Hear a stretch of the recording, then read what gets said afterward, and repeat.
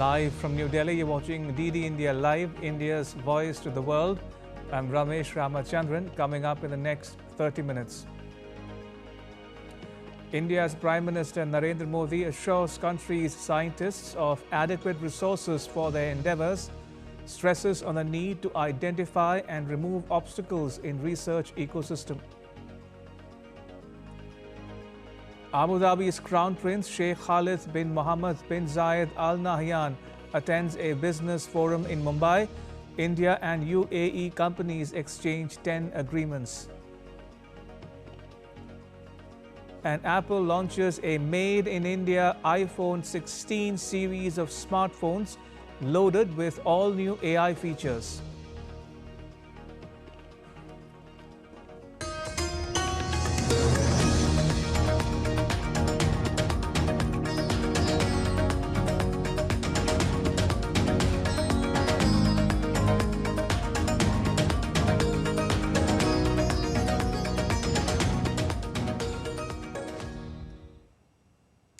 India's Prime Minister Narendra Modi on Tuesday chaired the first meeting of the governing board of the Anusandhan National Research Foundation. It set the newly formed foundation's operations into motion.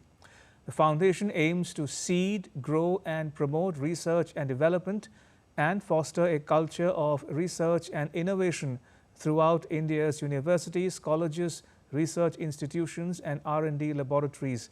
The foundation acts as an apex body to provide high-level strategic direction of scientific research in the country as per the recommendations of the National Education Policy. India-UAE Business Forum was held in India's financial capital Mumbai under the theme of Beyond SEPA, Innovation and Future-Ready Economies. The forum focused on the potential of healthcare, biotechnology, renewable energy, sustainability, AI, logistics and supply chains, and agricultural technology. India's Commerce and Trade Minister Piyush Goyal said the vision of Viksit Bharat or Developed India has been encompassed in several visits and exchanges between the two countries. Together, this relationship standing on the pillars of innovation, investment and sustainable development holds an outstanding future going forward. Friends, this transformation is very much in sync with the 50-year vision that the UAE has embarked upon and Honorable Prime Minister's own transformational journey for India. Minister Goyal also met UAE's Minister of State for Foreign and Trade, Thani bin Ahmed Al Zayudi. The two leaders discussed opportunities under the India-UAE Comprehensive Economic Partnership Agreement and advancing bilateral trade relations through collaborative efforts. The forum highlighted India's commitment to fostering a forward-looking relationship with the UAE. It also saw participation from senior industry leaders and sector experts from the UAE and India. The event also witnessed the exchange of 10 agreements between the UAE and Indian companies, including organic, agricultural and processed food import and promotion MOU, as well as one between the Abu Dhabi Chamber and Confederation of Indian Industry. 70 billion parameters, and it's the largest group of dialects in Arabic in the world. So we really feel that this is going to follow the same path, if not faster. We want to collect more data in across the Indian languages, I think, of which we already have started collecting a lot more. We want to find partners to work with in India to develop this model collaboratively. And I think in this specific area of AI, we have to work together to develop it. And we really hope that India will embrace this model and take it on and build it with us. Indian medicines will see a significant share of the business across the globe, and we have already shown that some of those results already. Coming to personalized medicine and AI, I can tell you I have seen the M42, the way in UAE they have developed. I think it is also a lesson for many of these Indian companies to work together, to collaborate together, and to see how it can bring, better results for us. India's External Affairs Minister S. Jaishankar is on a two-day visit to Germany. Objective of the visit is to review the entire gamut of bilateral relations and explore further opportunities for collaboration. The minister's visit to Berlin will also lay the groundwork for Germany's Chancellor Olaf Scholz's visit to India next month. Germany stands as one of India's significant trading partners and a leading source of foreign direct investment. Minister Jaishankar attended the annual Ambassadors Conference of the German Foreign Office in Berlin on Tuesday. This conference brings together German ambassadors from around the world to discuss key diplomatic challenges and strategies as well as international collaboration. Addressing the conference, Minister Jaishankar stressed on the importance of good strategic relations between the two countries. We must also recognize the reality of interdependence and the limitations of our particular respective national capabilities. In a globalized existence, instability anywhere has consequences everywhere. It is untenable, therefore, for major nations to limit their horizons. But to act on that, it is necessary to forge partnerships and understandings. That is best done where there is comfort, where there is confidence, and where there is convergence. In a panel discussion with Germany's Foreign Minister Annalena Baerbock, Minister Jaishankar mentioned that India is a $4 trillion economy that has 8% growth prospects for decades to come. There is a very sharp realization at the highest levels of the government that we have to make India a more business-friendly country. It isn't just bureaucracy. Sometimes we have outdated regulations and laws. There's a big push to modernize all of that. India's Home Minister Amit Shah unveiled key initiatives to tackle cybercrime on Tuesday. The minister was attending the first Foundation Day celebration of the Indian Cybercrime Coordination Centre, also known as I4C, where he launched 4 important initiatives aimed at promoting cyber safety and security, including starting a cyber fraud mitigation centre. Now, these efforts aim to bolster India's cyber security with platforms such as the Suspect Registry and Coordination Platform. The minister highlighted legislative advancements such as the Indian Judicial Code. Cyber commando परियोजना का शुभारंभ हुआ है। 5 साल में लगभग 5000 cyber commandos तैयार करने का लक्ष्य रखा गया है और समन्वय प्लेटफॉर्म वो भी एक प्रकार से बहुत उपयोगी साबित होने वाला है। 2024 में एक यूपीआई के ट्रांजैक्शन को ही ले ले तो 20,64,000 करोड़ के रकम का लेन देन हमने डिजिटली किया है और 46% विश्व का डिजिटल ट्रांजैक्शन का वॉल्यूम आज भारत में हो रहा है। मैं ये इसलिए बता रहा हूं कि एक प्रकार से सिद्धि है कि दुनिया में आधे डिजिटल ट्रांजैक्शन भारत में हो रहे हैं। Big tech major Apple unveiled its artificial intelligence boosted iPhone 16 range of smartphones at its flagship Glow Time event in Cupertino Monday night. Apple bets that the AI feature will drive consumers to upgrade amid a slowdown in iPhone sales. Apple Intelligence is the company's AI software.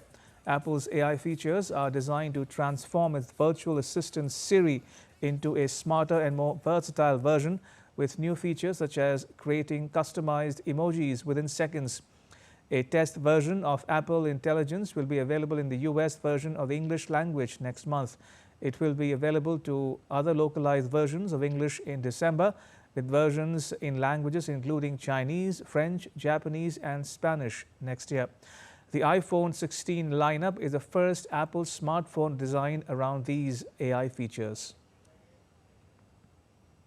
And India's Minister for Electronics and Information Technology, Ashwini Vaishnav, announced in a social media post that Apple's newly launched iPhone 16 has been made in India as part of the Make in India initiative of Prime Minister Narendra Modi's government.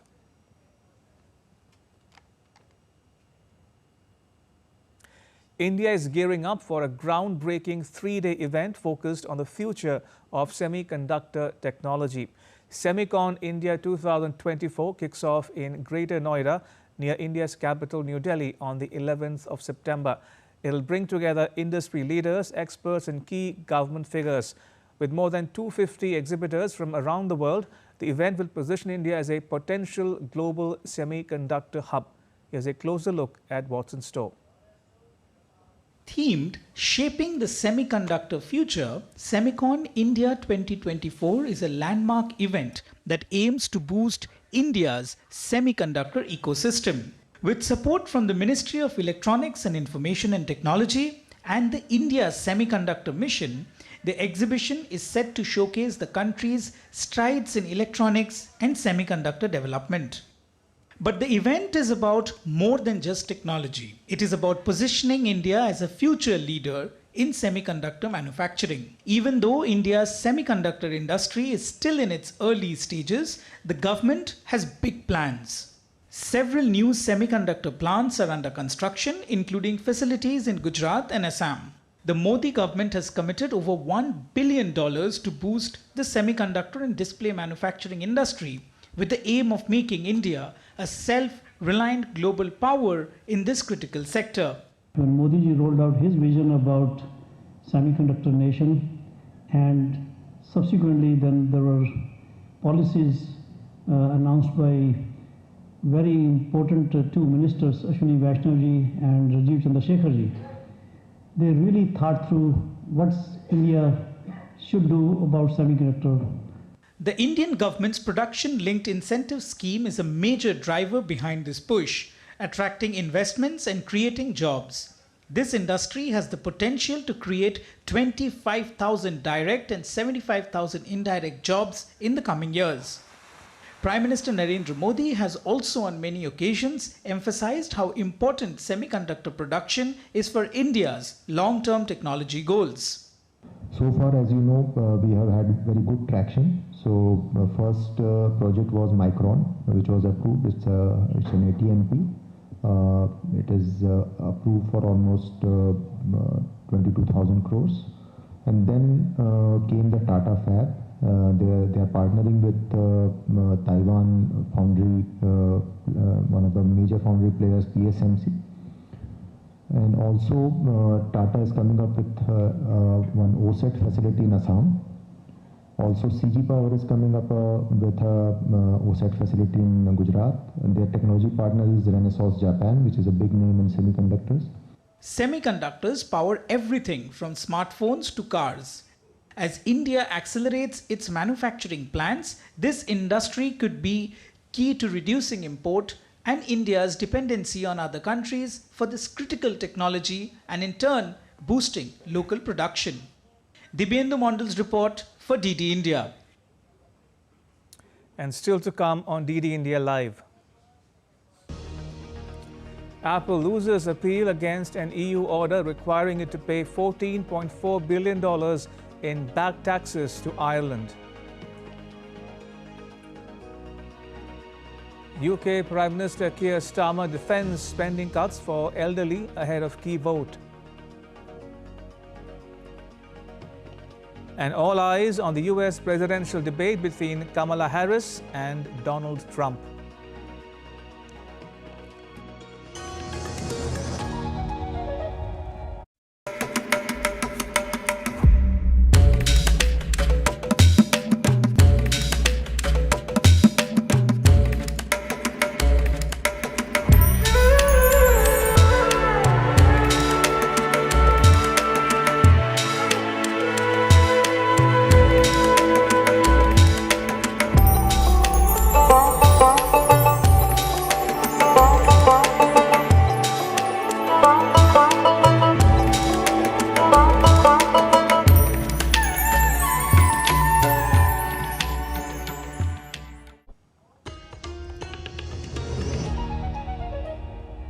You're watching DD India Live. I'm Ramesh Ramachandran.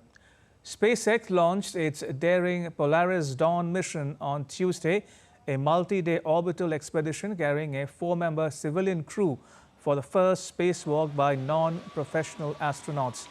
Liftoff of Polaris Dawn, SpaceX said on X, alongside a photograph of the rocket as it took off. SpaceX launched private crew on breakthrough spacewalk mission using the company's new spacesuits and a redesigned spacecraft. A billionaire entrepreneur, a retired military fighter pilot, and 2 SpaceX employees were launched from NASA's Kennedy Space Center in Florida aboard SpaceX's Crew Dragon capsule, the spacecraft's 5th private space mission.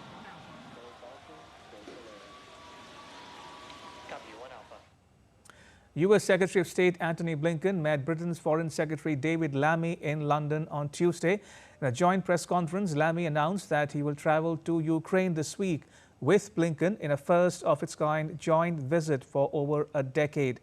Blinken, who is on a 2-day visit to the United Kingdom, is scheduled to meet Prime Minister Keir Starmer to discuss efforts to support Ukraine and discuss about the West Asia conflict.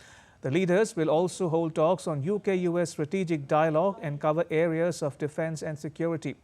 Blinken will also meet senior government officials to discuss issues including the Indo-Pacific and the AUKUS Defense Pact among the US, Australia and Britain. UK Prime Minister Keir Starmer, in a speech to the Trades Union Congress, told the delegates that he is ready to take tough decisions and will not reverse plans to cut payments to the elderly. Starmer also said that his main priority will be ensuring economic stability. The statement came ahead of a vote in Parliament on Tuesday to approve the decision.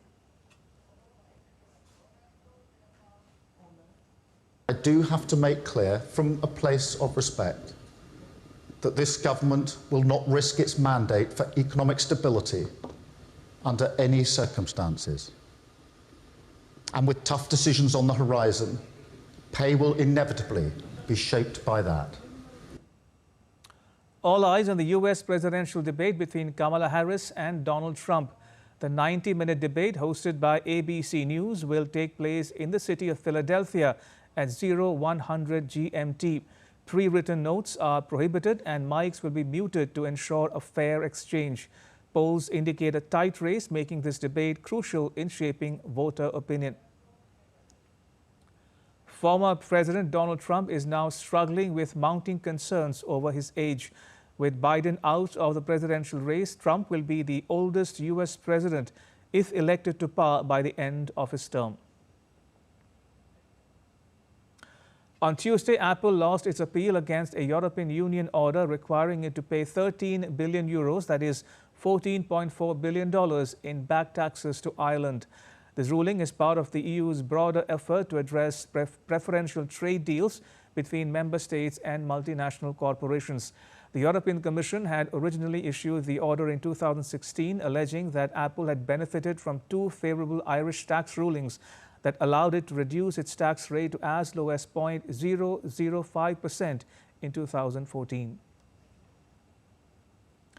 Google's recent loss in its fight against the 2.42 billion euro EU fine highlights the ongoing scrutiny the company faces over its business practices.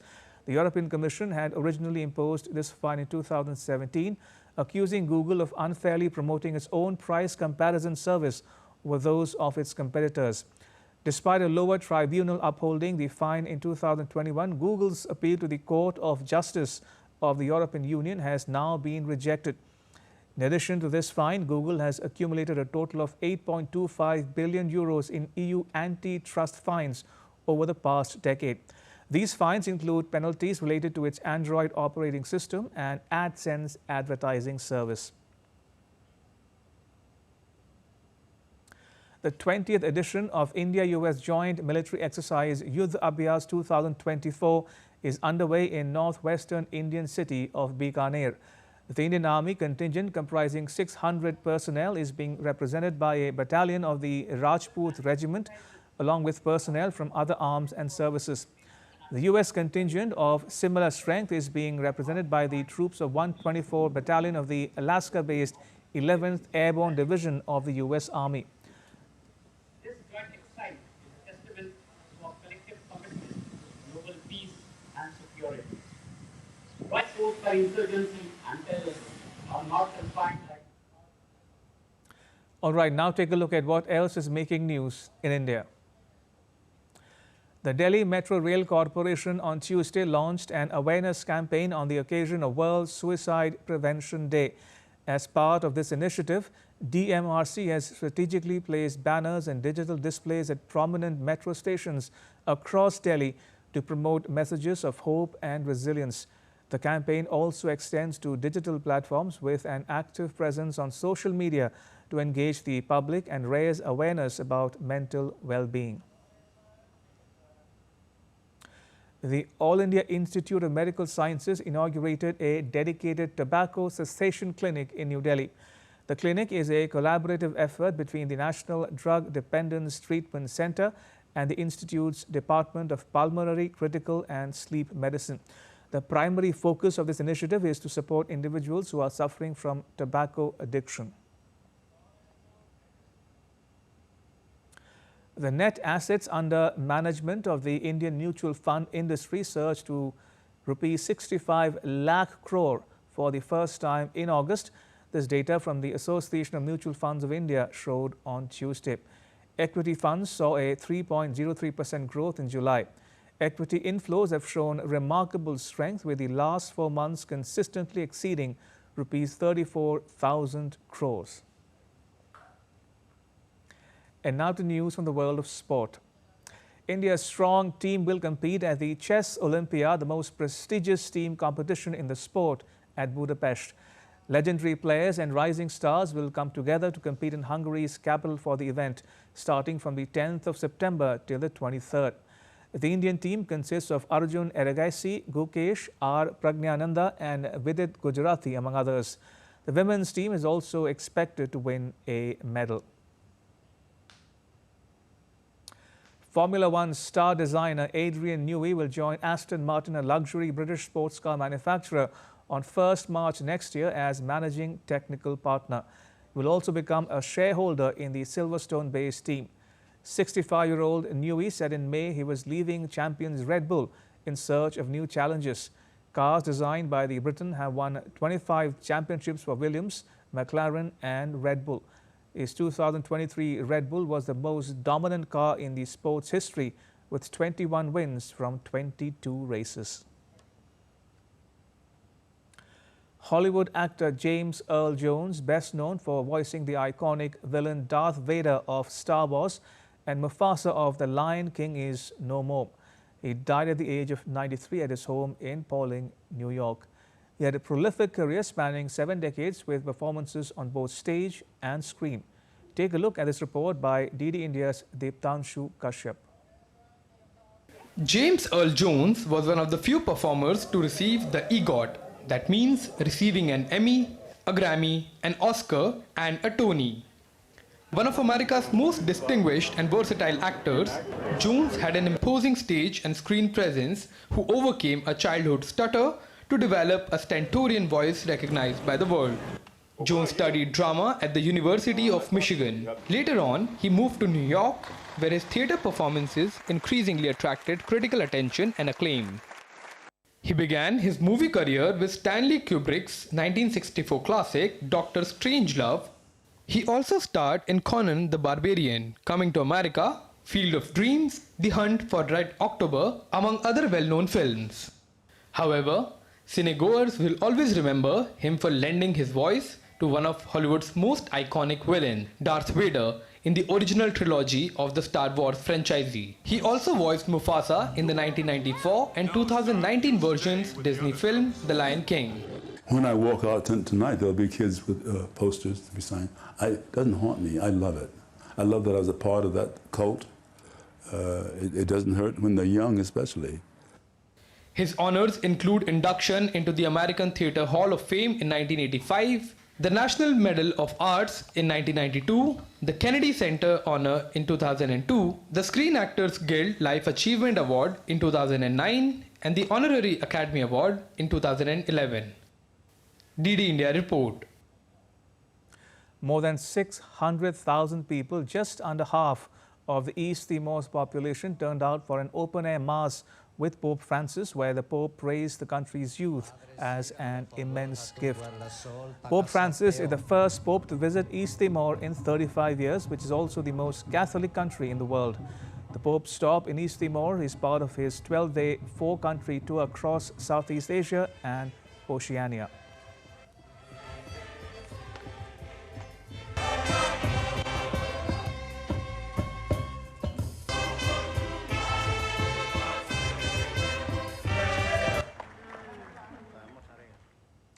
And with that, it's a wrap on this edition of DD India Live. You can get all the latest news and updates on the DD India mobile app. It's available on Android and iOS platforms. You can scan the QR code on the screen to download it. Let us know your thoughts on the news of the day. You can connect with us on Facebook, X and Instagram. You can also check out our website ddindia.co.in. We will be back with more news as it breaks here on DD India. I'm Ramesh Ramachandran. All of us here in New Delhi. Thanks for watching DD India Live.